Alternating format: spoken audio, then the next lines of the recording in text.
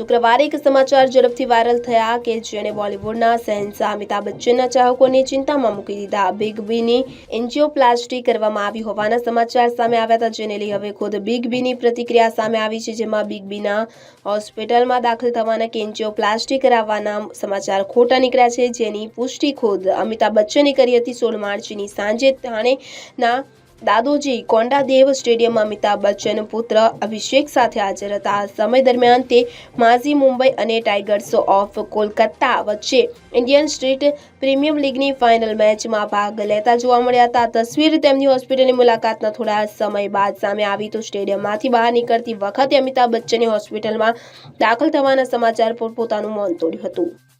Bureau report CN24 news. હવે જુઓ દેશ દુનિયાની તમામ ખબરો તમારી આંગળીના ટેરવે।